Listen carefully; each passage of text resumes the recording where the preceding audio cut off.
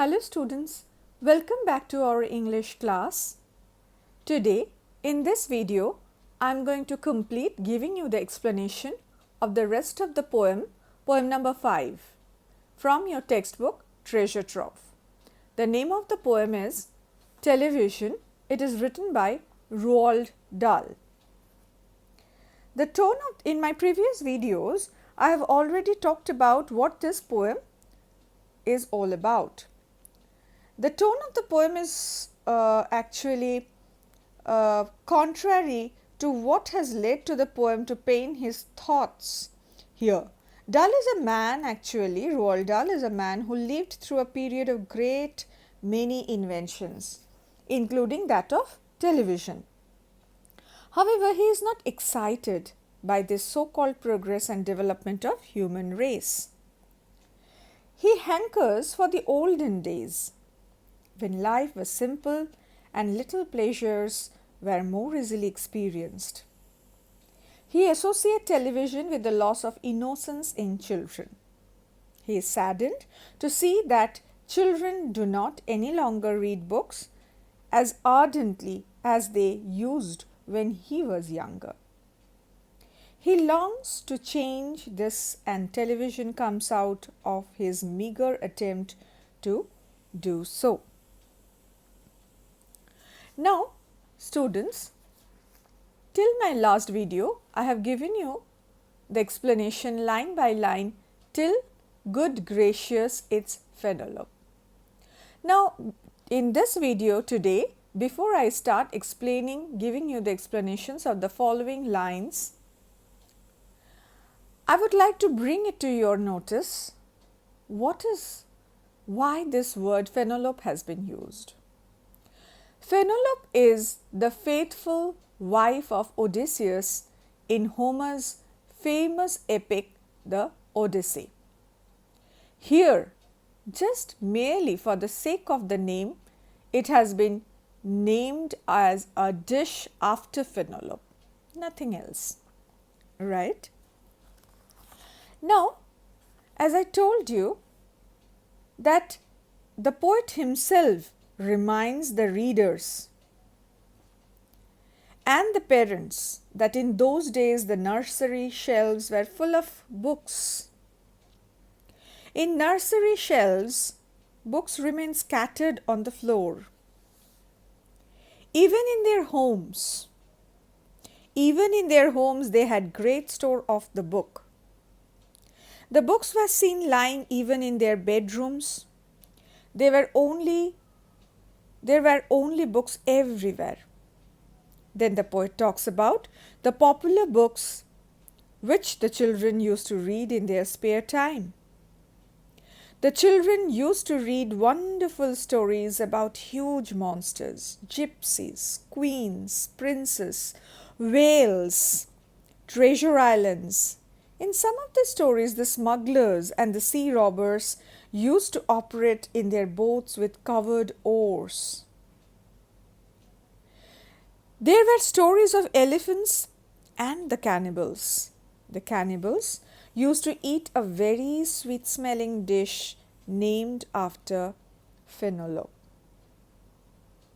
Right? So, till here I have given you the explanation in my last video. Now, let's proceed from the following lines. The younger ones had Beatrix Potter with Mr. Todd the dirty rotter, and Squirrel Nutkin Pingling Bland, and Miss Tiggy Winkle, and just how the camel got his hump, and how the monkey lost his rump, and Mr. Toad, and bless my soul, there's Mr. Rat and Mr. Mole. Of books, what books they used to know, those children living long ago. So, students, Beatrix Potter is a writer of children books. And Rotter, who is Rotter? The character Rotter, here means a cruel, mean or unkind person. Rump. What is meant by rump? The hind part of the body of the mammal. That is called rump.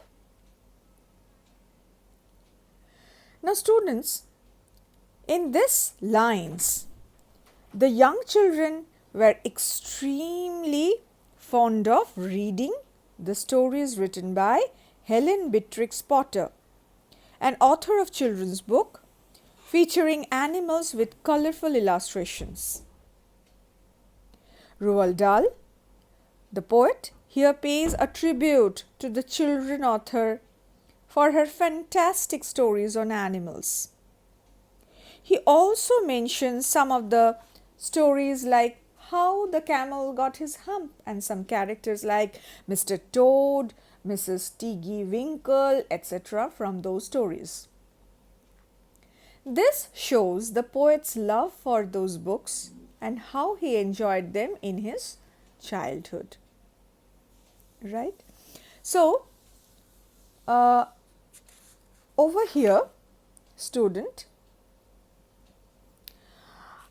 a lot of books that children used to read long ago have been mentioned by the poet Roald Dahl. The kind of books when he was young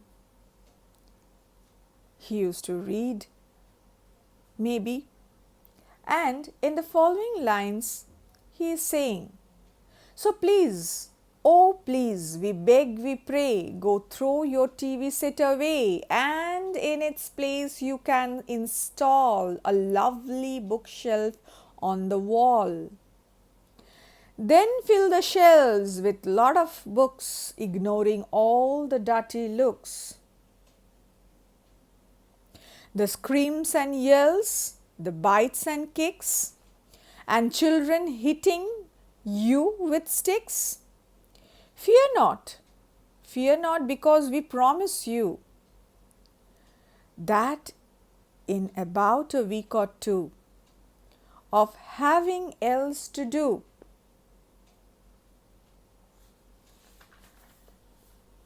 they'll now begin to feel the need. They'll now begin to feel the need of having something to read. So students, what is meant by these lines? See, install means to fix. A lovely bookshelf means a bookshelf containing the different kinds of entertaining books. Screams and yells means loud cries of making protest. In these lines, which begins with so please, oh please, we beg, we pray. So here the poet is actually becoming too loud and vocal, and he is making an emphatic appeal to the parents that it's high time now. Go, throw your TV sets away and do some good to your kids, to your children. Here the poet requests the parents for their own good to throw away their television set and install a bookshelf in its place. After installing the bookcase in place of a television set, what will happen? They should fill the bookshelf with different kinds of books for the children. In the beginning, the parents will have to face an aggressive attitude of their children, that is for sure. But the children will scream and yell, and even they can bite and kick their parents for removing the television set, which the children regarded the best source of their entertainment. So, the poet is giving a warning, a kind of an alarm to the parents that these sort of misbehavior, you also might have to tolerate, but tolerate it for the sake of the good of your kids. Why? Because sometimes the children may attack their parents with sticks due to having great aggression. But The poet insists on filling that shelf with lots of books on various topics, ignoring all these things made by their children for showing protest. The poet assures the parents by saying that they need not fear of their children's aggressive behavior and attitude while installing a bookshelf for them. While installing a bookshelf for them, the parent might have to tolerate such aggressive behavior of their children. But in due course of time, what will happen? After a week or two, the children will start to show their inclination towards the books. They will develop a kind of habit which will provoke them to read more and more books, and they will show no interest in the television. They will stop showing interest in watching television. They will come closer to the books on their own gradually. So it's a matter of time. It's a matter of time. That's what the poet has advised the parents. And in the following lines, what has been said? And once they start, oh boy, you watch the slowly growing joy that fills their hearts. They'll grow so keen, they'll wonder what they had ever seen.